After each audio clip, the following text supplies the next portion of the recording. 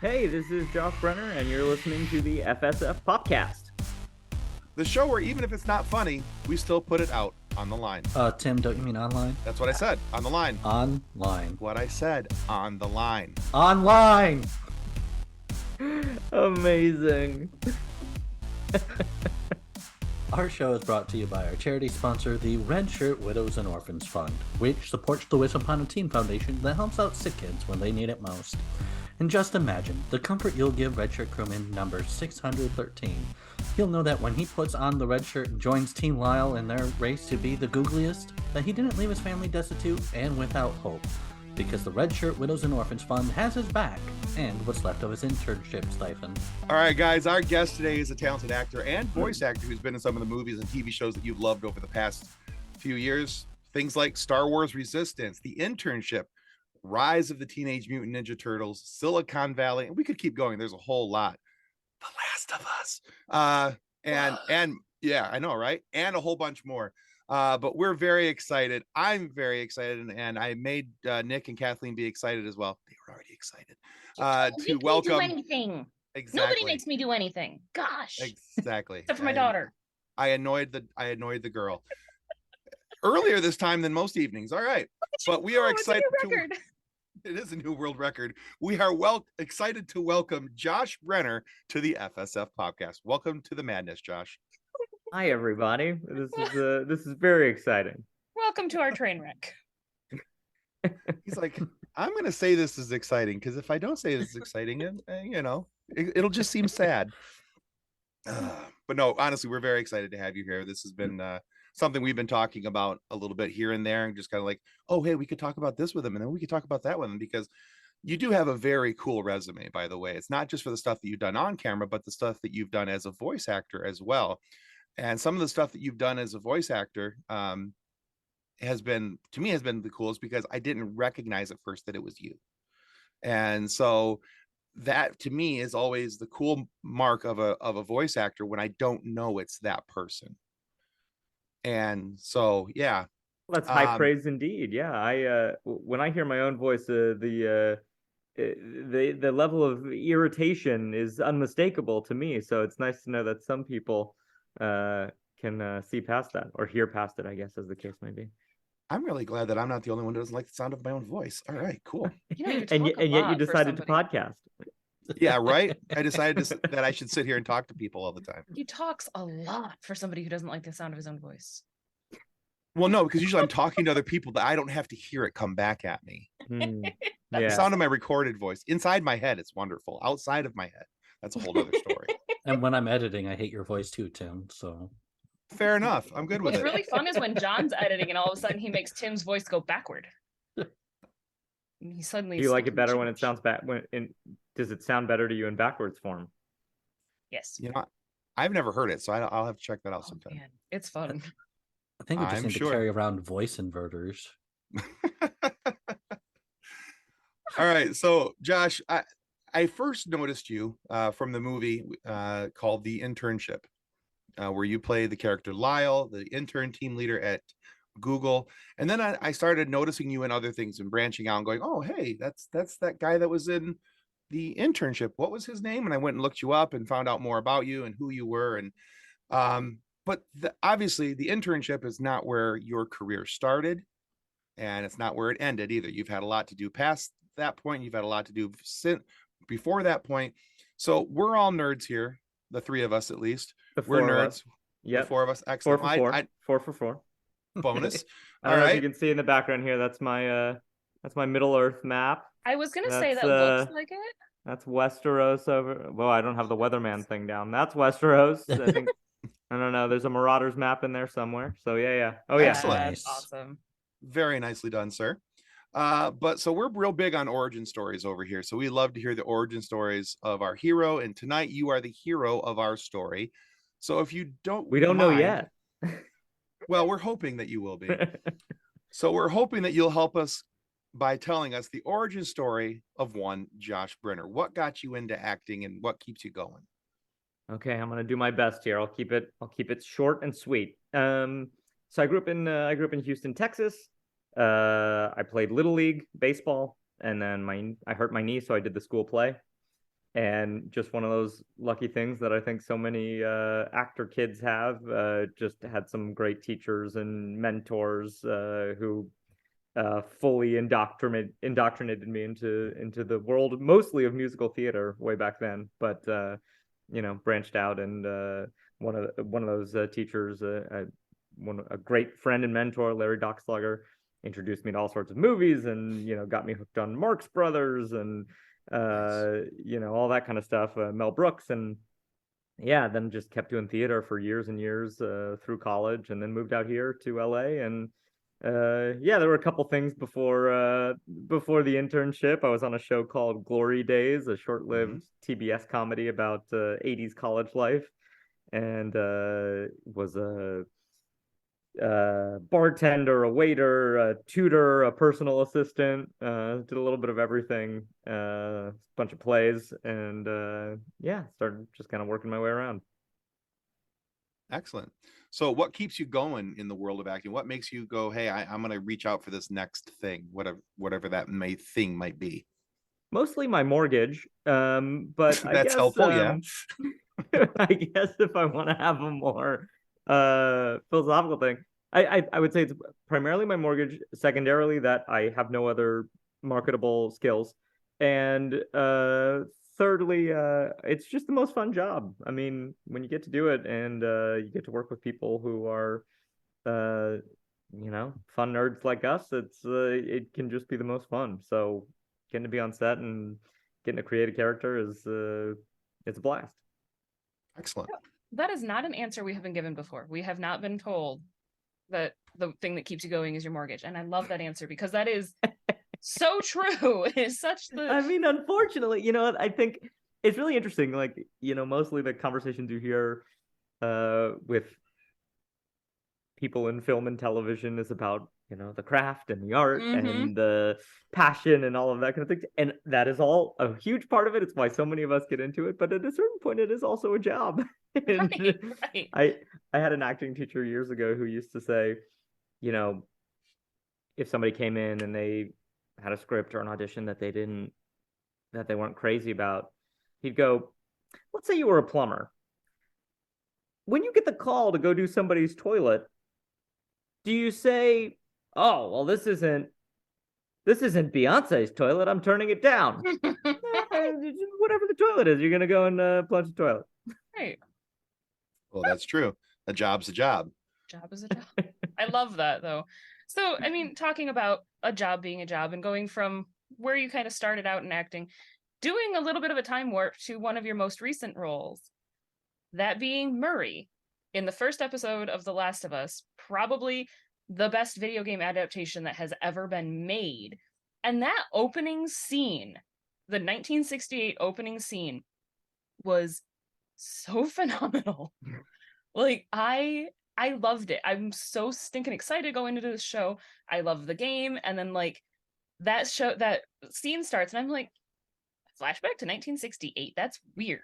That's not in the game. I mean, I was expecting Last of Us, but the conversation about no, you don't have to worry about viruses, you don't have to worry about bacteria, you have to worry about fungus. And I'm like, oh, snap. Right? I love this. And it was so well done. And honestly, when Tim's like, hey, we're going to talk to Josh Brener, and I also did I know that name. Why do I know that name? Looked at your IMDb, and I'm like, oh, that's why I know that name. I mean, in addition to all of the other things in there, it was the most recent one. But as you've already mentioned, and I'm rambling, you are a nerd. So are you also a gamer? And if so, platform, favorites, and how much did you know about the Last of Us universe going into that amazing role that isn't even in the universe to begin with? All wonderful questions. So I was more of a gamer in my like high school, college years, and was very much a like Nintendo side of things. Like probably have my 10,000 hours of like Super Smash Brothers Melee, Mario Kart. These are kind of my, and then really my systems really were like, I'm gonna really date myself here, but the GameCubes of the world, and give or take a couple. So I have not spent as much time in these sort of like modern modern era of like very intense, very film worthy video games. So I was very much aware of Last of Us because just friends of mine who are like, it's the best thing ever, and like not just as a video game, just as like a piece of story. It is just magnificent. But Mhm. I have been so excited for the show before I worked on it that I was like, okay, I'm gonna avoid anything about the game. I'm not going to play because I just want to like be able to watch the show, and I know that Mhm. there are twists and turns coming that I don't know about. So I'm excited to just kind of like watch the show and be a fan of it. But yeah, being in that scene was so fun. Craig Mazin, who is who is the showrunner and directed Mhm. that and a bunch of other things. He's known for Chernobyl, which if you guys haven't seen that, it is worth your Mhm. time. Um, uh, he's a genius. He's the smartest, funniest, most talented guy, and he just kind of was like telling me about that scene. He's like, yeah, the show used to start with this like it was going to start with like a kind of like a National Geographic special where you'd like see the ant with its brain being kind of Mhm. like poisoned by the fungus, and like that's kind of what we're gonna do. He's like, but I felt like with the pandemic, we just like needed to do something else with it, so I kind of just whipped this up, and totally agree. It just like sets the table. It's such a brilliant, cool, eerie way. Yeah, And yeah, it was so fun to get to be a part of it. Yeah. it was so cool. And like going into it with the I know how the game starts, I know how the show is going to go. I mean, it's the storyline of the game. I know the ending.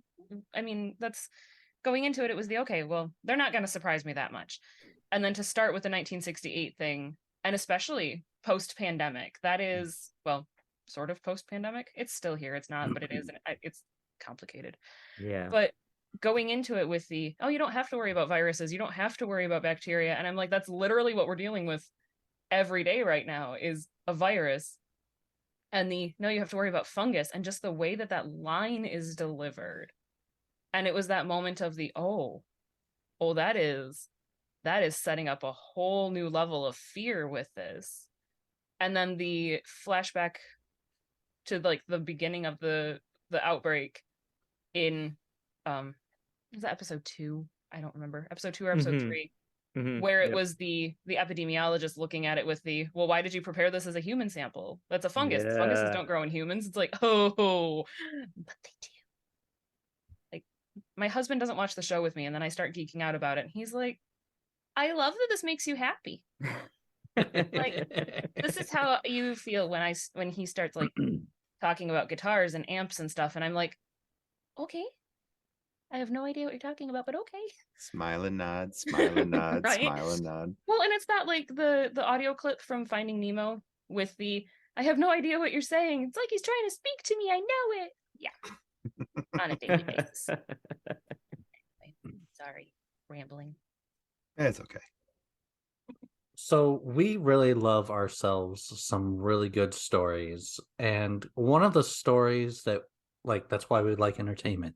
But one of the stories we don't often get to hear are the stories that happen on set, like the behind the scenes and like being an actor is like the only job where you can actually talk about work and it be okay.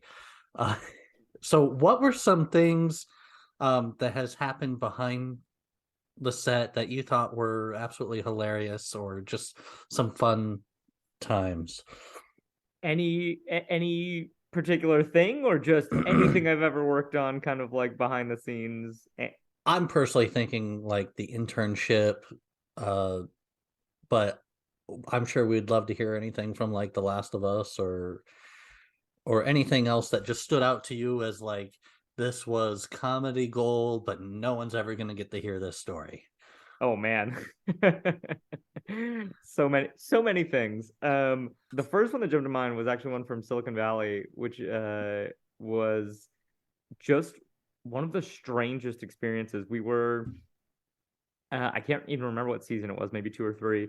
We were shooting at a marina here in LA, maybe down in Long Beach, and we were on a boat and just kind of like parked at the dock and just kind of like rocking back and forth, and we're in the middle of a scene, and I become super distracted in a very unprofessional way because behind Thomas Middleditch's head in the water, I'm watching like a full-on like nature film unraveling before my eyes, because there's like a sea lion or a seal. I did not get its name or number, so I can't be for certain which it was.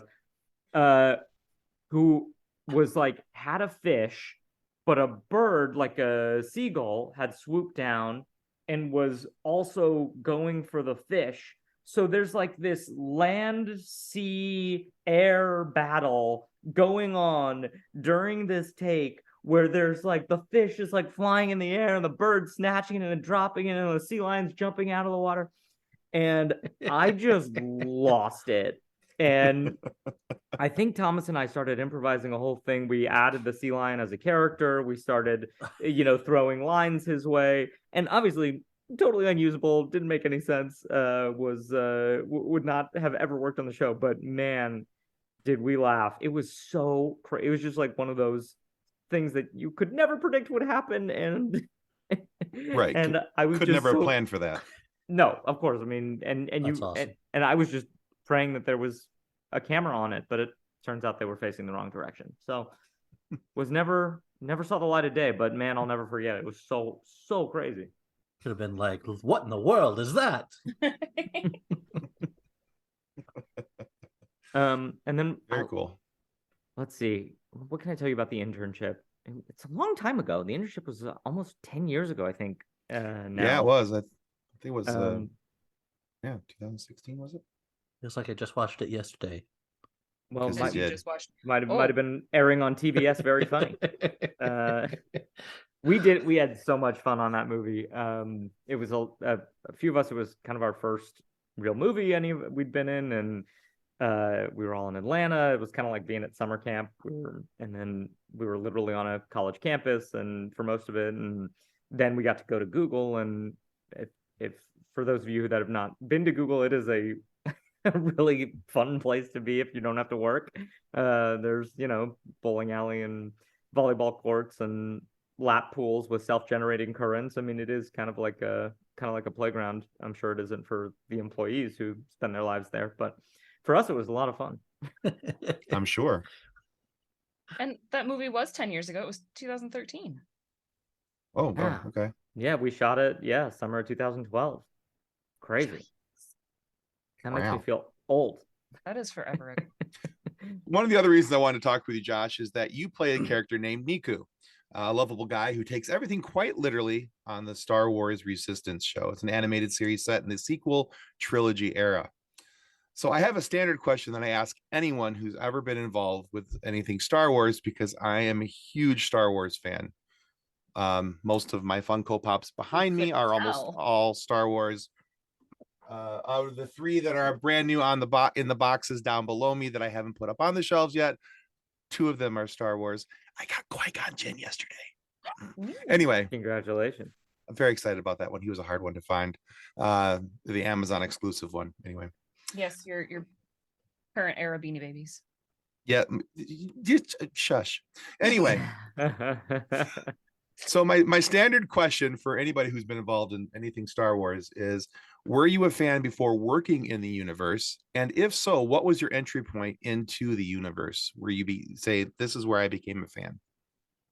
Oh, I mean, I can't even remember when I started loving Star Wars, because of as far back as I can remember, I was watching the original trilogy with my brother. I have 2 older brothers, 5 and 8 years older than me. So they were fans. I mean, we had like the toys when we had the Millennium Falcon when we were kids. I mean, like huge fan growing up. Went to all the episode 1, 2, 3 like midnight screenings. Nice. To see them in theaters. Yeah, I mean, lifelong fan. So the way I got involved with Star Wars animated series is because on the internship, Tia Sorkar, who played, what was Sabine. her character's name? Sabine Wren. Yeah, so in Star Wars Rebels, she's Sabine Wren. In the internship, I think her character's name was Neha. Anyways, yeah. she and I have been friends since we worked on that movie together. She's the best. And yeah, she started doing Rebels and knew what a huge Star Wars fan I was from our time working together. My character in Internship has this whole kind of like a little bit of Star Wars kind of nerdery, but I got to improvise a lot of stuff about Star Wars just because I am a Star Wars nerd. Nice. So while she was working on Rebels, she would tell Dave Filoni regularly, like, you got to bring Josh in to do a role on the show. Like, he's such a huge Star Wars fan, and like he would die. Like, you got to do it. And she would tell me this for, I mean, literally years. She was telling me, like, I was talking you up to Dave. I was like, okay, I'm like really ready, like anytime. And then eventually he did put me in a tiny role in Rebels. Right. As the role is Erskine Semaj, which I eventually was told was like one of the execs or designers' names backwards. It was James. Wait, I can't do it in my head, but James somebody. So I had a handful of lines talking as Mon Mothma's senatorial attaché, which was very exciting because those records are so fun. You always do them as a group, or back in the day you did, I guess. Now I'm not sure. But everybody would go in as a group, and all these people I was such huge fans of, these amazing voice actors like D. Bradley Baker. Right. Well, I could list a lot of people, but some awesome people. And yeah, just to I'd mostly just sat there and listened and marveled, and then got to say a few lines, which was fun. And then yeah, when they were starting to work on Resistance, I got to have a little bit more to do on that. But yeah, I've done a little, a Clone Wars here, a Clone Wars there, a Rebels there, and then the 2 seasons we had of Resistance, which was just a blast. It was so fun getting to be in that universe. Yeah, that's awesome. Because now for me personally, I'm not a voice actor, so the chances of that ever happening are slim, none, and zero. And I recognize that. But if for whatever reason, I ever got an opportunity to do that, you would have to pinch me 3 times for me to be able to get started just to say the lines, because A, I'm doing something in Star Wars that's actually real Star Wars. And then B, I'm with all, like you just said, all these wonderful voice actors and all these people who you look up to, you admire the work that they've done, the efforts that they've put in to help create this wonderful nerdiverse that I'm such a massive fan of. I would literally just be sitting there like, no, it's okay. You guys go ahead and read. I'll be fine.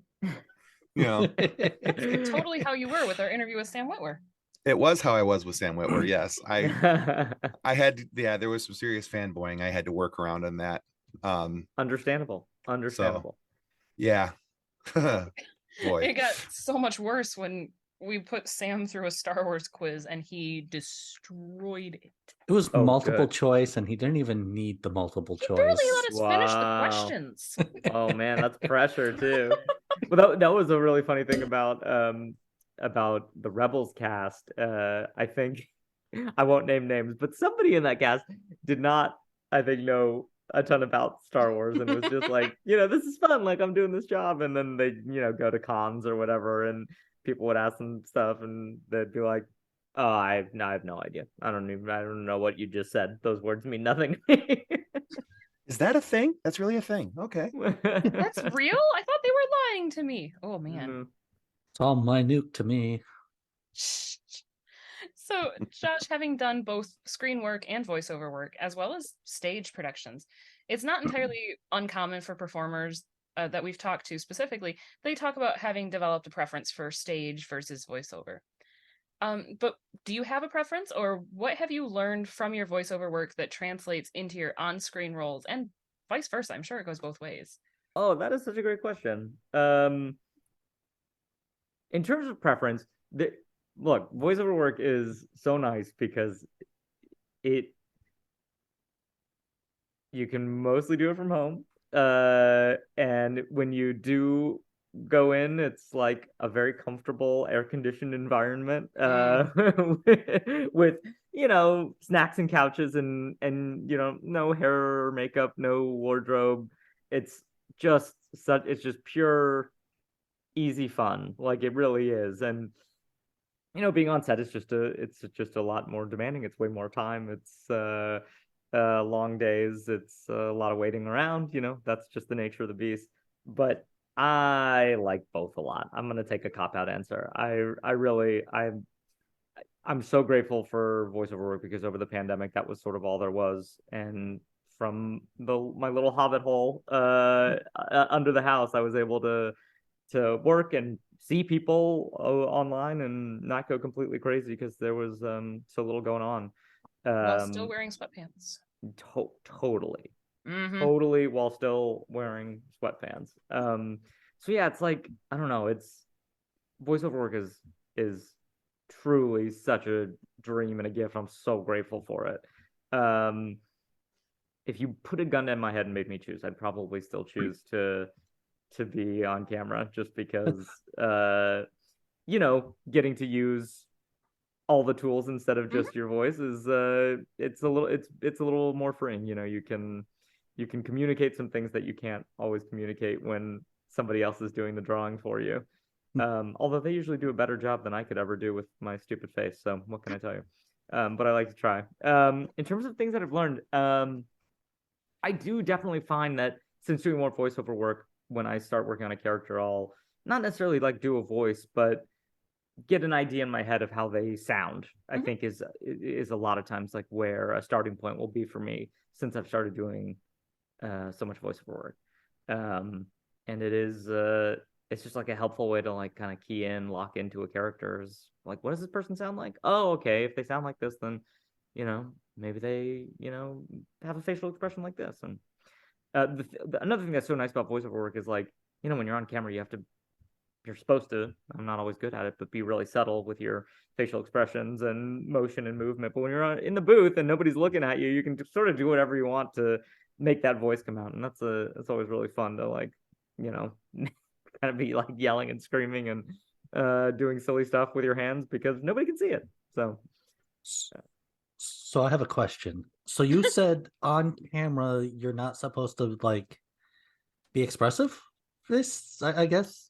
I wouldn't put it quite that way, but you have to be much more subtle, right, with all of your movements and expressions, especially if like the camera's in a real close up or something. Like, really, the name of the game really is stillness and really just doing the work kind of like with your eyes and with your eyebrows. It is sort of a less is more scenario. Totally, exact. Well put. Yes, way better put than I was doing the job that I was doing. And I come from theater, so theater, it's the opposite, right? It's like, right, get it to the back row, like project it out there, and it's just a totally different kind of work. And voiceover is kind of in the middle, which I like. Usually we all have something that is close and dear to our hearts. What was a project that is close and dear to your heart that didn't get a whole lot of love, but you wish had gotten more attention? Oh, that's an easy one. A movie called The Front Runner from a few years back, starring Hugh Jackman. He was playing Gary Hart, who ran for president in the 80s. And it's a really fascinating story. Jason Reitman directed the movie. And it's a really interesting story about kind of like the first political scandal that tanked a career and how that happened in politics and the media and how it played out kind of at that time and how that kind of affected politics moving forward, when it stopped being about ideas and policy and started, becoming about this sort of other thing and personalities and scandals and all this kind of stuff. Anyways, that's a long ramble. Point is, I love the movie. It was one of my favorite things I've ever worked on. Some of my closest friends now I made working on that movie. And I loved it. And for whatever reason, it just didn't quite get the attention. I think there was a lot of election fatigue at the time and a lot of politics fatigue at the time, and it just kind of flew a little bit under the radar. But I think it's great, and I'm so proud to be in it. And I hope people find it. So take a look.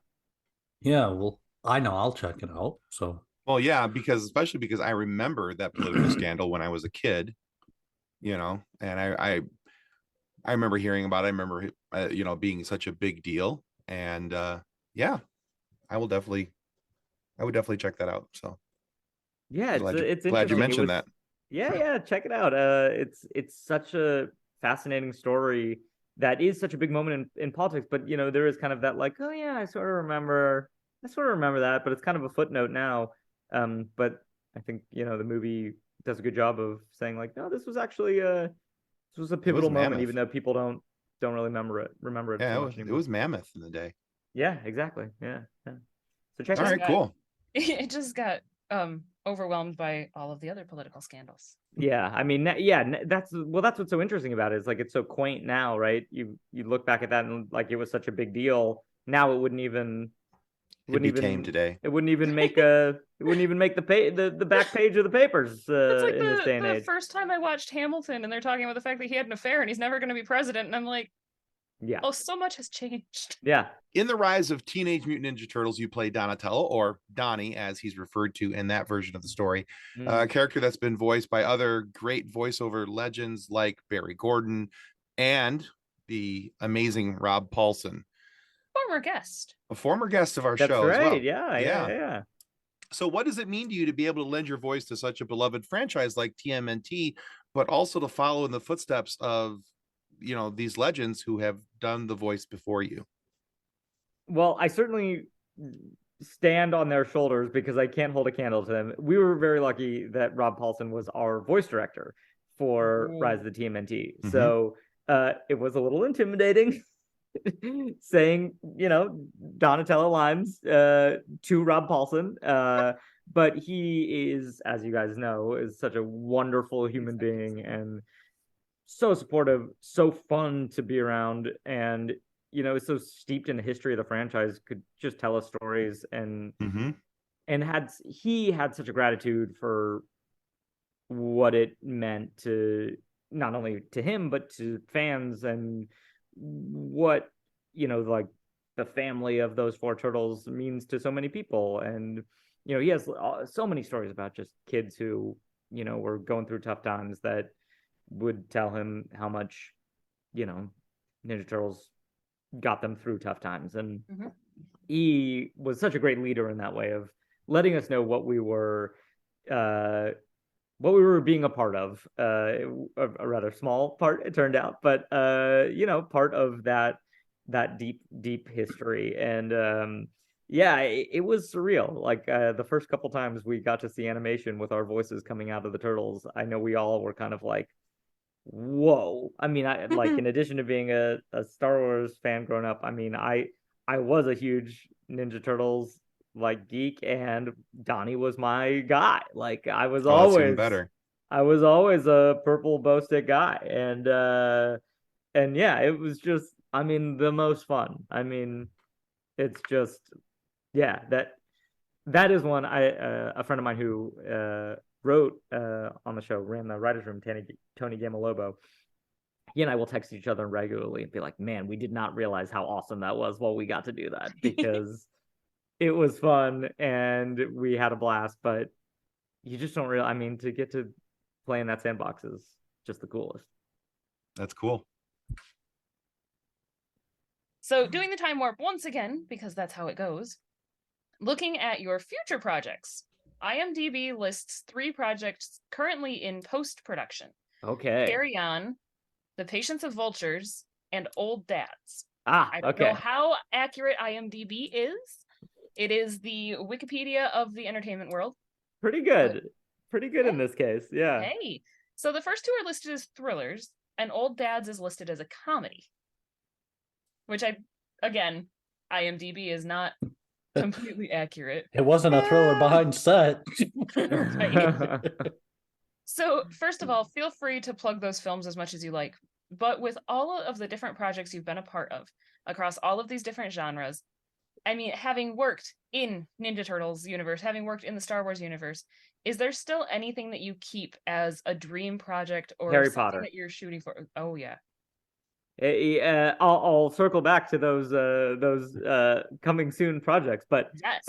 yeah, it's Harry Potter is the dragon. Yeah, there are dragons in Harry Potter. Is the dragon I'm chasing? Years ago, I mean, of all of my nerd obsessions, Star Wars, Lord of the Rings, Turtle, Harry Potter might be number one. It's just one of my favorite things in the world, and Okay. and when they were casting Fantastic Beasts, I just was like begging and pleading anyone who would listen to audition for it. I made a big deal, and it was so embarrassing. And so eventually I got an audition for Fantastic Beasts, and like got way too dressed up, like put on like a kind of an old-timey suit, and like did a whole hair thing, like it was like really, and then was like walking around the Warner Brothers lot looking like a true crazy person. Ran into people I knew who really had a laugh, and of course didn't get the job. But months later, I guess months later, when they were still casting kind of smaller roles in it, I was going to London with my family, and I again was like yelling at any of my agent type people I was like, please let me meet whoever's casting in London. Like, I just want to meet the people so that I could please anything. So I got off of a red eye, went straight to an audition that was like a 3-line audition to be like an elf or something, or there were two. It was like, one was like to be an elf, and then the other was to be like a tour guide at the Ministry of Magic or something. Like nothing tiny roles, like basically, featured background or something. And I went and met the casting director, and I read for her, and she's like, "Oh, that's lovely." And then I apparently got the job to be in like a half of a scene of Fantastic Beasts, and I was so excited. And they were like, "Well, just like you're gonna have to fly yourself to London and put yourself up to do this like 2-line." I was like, "Nope, done. Not even a question. Like, absolutely don't care. Whatever it costs, I'm in." There goes my mortgage. And yeah, exactly. Yeah. However, I don't know how much this job is gonna cost me, but I'll pay it. There you go. And they did not expect me to say that, it turns out, because when they actually looked into it, they were like, you're a US citizen. We can't hire you to be to work as a London hire in the UK. So they gave it to me and then took it away, and I'm still hurting. I'm still hurting.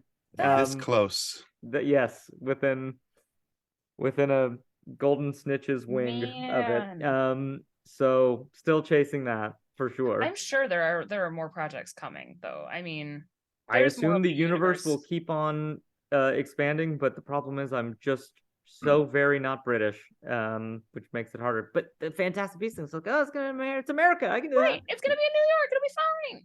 Yeah, no luck. Quidditch wasn't enough in internship. I guess, yeah, didn't do it. Oh, are you saying was the Harry Potter references? Yeah. That was the best. It was so fun. We actually played, to practice for shooting that day, we actually played some Quidditch like the weekend before. And oh my God, I had the best time. It was so fun. So fun. But no, I want to be in the real thing. Tim's like, I have no idea what Quidditch is. I need you all to use your muggle words. No, I know what Quidditch is. I saw it in the internship. I saw it in the internship. I know exactly what it is. Oh, Tim, come on. What do I have to do to get you into a Harry Potter today?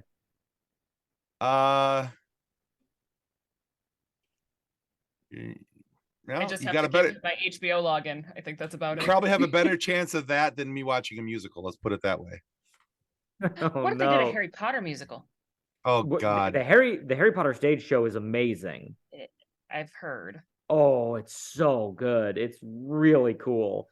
They may have condensed it now. When I saw it in New York, and it was it's like a it's a it's a 4-act play basically. So you do 2 full shows of it. It's like a 2-act with an intermission and then another 2-act with an intermission. Man, so fun. I loved it. Why do you hate Harry Potter, Tim? Why do you hate fun? Actually, I don't Why do hate you Harry hate Potter. joy? I hate musicals. I don't hate Harry Potter. I just never got into it. So okay. What about your kids? Your kids were at the wrong ages for it, I think, is part of it. no, I don't think they got into it because I wasn't into it. I never was really watching my kids. Plus, and I don't know how this happened, but I raised 2 redneck boys who we live out in the country, and they're more interested in outdoor stuff and cars and steel-toed boots and whatever that but which is hilarious because that's so not you. It's the complete opposite of me, which is even funnier to me because we're not really sure where this came from, but it's like nature took over, because it was definitely not the nurture, and the nurture was like, here honey, this is what Star Wars looks like. So Josh, our Facebook group has over 210,000 members. Wow. And it is just memes mixed with memes. It's this universe, that universe, like, you know how that goes. So what live action character that you've played and what voice over character that you've played would you like to see come together and to create a story with? Wow. Okay. I'm gonna have to think for a second. Do we have hold music? Okay. So a character I've voiced coming into contact with a live action character I've played and putting them together in a new mashup. Okay. All right. Well, I think I'm going to take the easy road and go Donnie, just because of his dry snark, which I think, and his dry snark and nerdiness, and I think he would get along with, I don't know if any of you guys have seen the show Mythic Quest, but I played a young version of C.W. Longbottom, which is F. Murray Abraham's character. I played a young version of him. Again, a 1970s kind of thing. And I think those two together would be a real duo. A real duo. I could see that. That would work. I don't know what would happen, but I think it would be fascinating. Awesome. All right, very cool.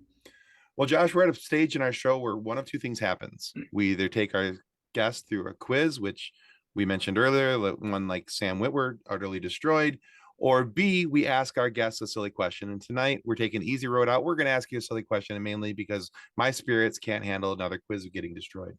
So here's where we're at. What's invisible, but you wish people could see? What's invisible? Is this a riddle? Is there a right answer? No, there's no right answer. This is an esoteric thought journey. Yep, you can be as silly or serious with this as you like. What's invisible, but I wish people could see? Or we could even flip that around. What's something that's visible that you wish people couldn't see? Ooh, that would be fun too. Okay. Wow, you guys are really, really making me think today, which is one of my least favorite things to do. Wait till we ask why are you creative? Terrible question. It is. Okay. I'm gonna get this is a stupid answer. We like stupid. This is where I live. Stupid answer. I wish people could see science more. Because I think sometimes like you sort of see science, right? Like you use your phone and you're like, oh, there's some kind of like science here. Like you could take a medicine. You're like, yeah, there's some kind of science here. But like the actual science is pretty opaque, right? Like the average person doesn't really have an understanding of things how just appear. Yeah, exactly right. Yeah, like literally, like Yeah. all of the world's information just beams down into my device, and I don't really have a concept of how that works. Yeah, I get you. But people don't really understand science, and that enables people to pick and choose when science applies and when science doesn't, and whether we like science or whether we think science is evil. And I think if we could all see science a little more clearly and it was a little more front and center, then maybe we would all make better decisions. Maybe the last 3 years wouldn't have been as painful. Gotcha. Okay. I think one of my favorite. Anything else, but how about the next 50 years might be a little less painful. Right. No, I agree. Yeah, you're spot on. You can literally see the virus like floating towards you. It'd be like, no. I don't want you. Bingo. But I personally would love to see, like, okay, I just ate this. I want to see it in my stomach being broken down into like the separate molecules, and like, what's it gonna do with this part, and what's it gonna do with this? Like just there's so many parts in like a chicken leg, and it just gets broken down. And I mean, there is an article you can read about Dr. Beaumont and his experiments on Alex St. Martin after he got shot in the stomach and the wound didn't heal, and he watched the digestive process. But that's not quite the same. I'm still going to take a hard pass on that. Oh, it's actually super cool, and it happened on Mackinac Island, and like I'm still going to take a hard pass. There's a museum about it on the island and everything. It's really cool. Awesome part of Michigan history. Hard pass. But also really cool because this wound didn't heal, so then he could watch the stomach acid digesting this guy's food. Like, whoa. Oh, would you look at the time? We got a thing to catch. Okay. I mean, the guy survived being shot in the stomach way longer than he should have, and then Dr. Beaumont kind of used him as an experiment. Really? All right. I'm on board. And now there's Beaumont hospitals because of this guy. Is that where that name comes from? Yes, that is where that name came from. That's slightly disturbing. Don't worry, you can come here. Oh, now that's what's disturbing about it. Okay. Your wounds won't heal, but we get to watch. He made such huge, like, progress in the understanding of stomach issues, though. And so now there's Beaumont hospitals because of a bank robbery, a general store robbery gone wrong. Or gone right. Right? Depends on which side of the body you're shot on. We totally need to link the article when we put this episode up so people can go and read this incredible part of Michigan history that Kathleen is going to nerd out about. Welcome to the FSF Podcast and your bit of stomach digestion education. There's a museum you can go look at. Anyway. So Josh, thank you so much for being on our show today. Where can our listeners go to find out more about you and your works? Gosh, I am a social media Luddite phobe, so I have nowhere to direct you, unfortunately, other than I guess Google. But as Kathleen mentioned, I'll be in a movie called Carry On. It's going to be on Netflix. That'll be at some point soon. Old Dads is a Bill Burr comedy that I'm in. That'll be coming out I don't know, at some point soon, I think. And I just finished a movie that'll be announced soon about a crypto heist. So a couple things on the horizon, and then on the. All right, we can encourage people to look you up on IMDb as well. Yeah, sorry, I'm useless when it comes to the internet. Which is just ironic, right? Online. On the line. I'm not on the line. Well, we will still link the IMDb and remind our listeners and our viewers, when in doubt, Google it. Send them to the Googs. We'll send them to the Googs. It'll be fun. Googing it. All right, guys, we want to remind everybody that subscribing is the single most important thing you can do to help our show continue to grow and get amazing guests like Josh Brener here today that we get to have these amazing conversations and so much fun with. So please subscribe. It helps more than we really can ever tell you, and we do appreciate your subscription. But also, you're going to want to go check out Josh's work. Go check out that list on IMDb. Look at all the movies he's done, all the TV shows he's done. There is something out there of his that you have not seen that you will enjoy. I guarantee you that. Josh has done some amazing work over the years. But for whatever reason, if you're not happy with the content of our show today, please feel free to lodge a complaint with the head of our complaint department. That, of course, is Niku from Star Wars Resistance. Sure, he's a super nice guy and he wants to be everybody's friend. And that's actually where the danger comes in. If you send in your complaint form, he's going to want to be your friend too, even if that means he's not exactly being a friend to us at the same time. So knowing that Niku is going to handle your complaint and your requests for discipline for the offending parties, we simply ask that in your request, that you decide to be nice. Because although Niku is nice, his inability not to take things literally is going to be the death of one of us, or all of us, depending on how many of us you think screwed up. Thanks again, Josh. Thank you, Josh. We really appreciated your time tonight. Oh, it was super fun to be with y'all. Have a great weekend, and thanks for having me. Thank Yeah. you. All right, guys, that's going to conclude us. Goodbye. Ciao. On behalf of the rest of the hosts of the FSF podcast, we want to thank you for listening to this episode. If you'd like to be a guest on a future episode, please contact us by means of Twitter or Instagram using the handle @FSFpopcast, or go to www.fsfpopcast.com and click on the Contact Me link. Thanks again, and hope you enjoyed the episode. Copyright 2023 FSF Popcast. Reference to any specific product or entity mentioned on this podcast does not constitute an endorsement or recommendation by FSF Popcast.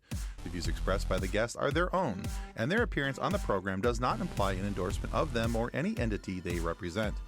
If you have any questions about this disclaimer, please contact us via email at info@fsfpopcast.com. Original music by Jordan Michaels.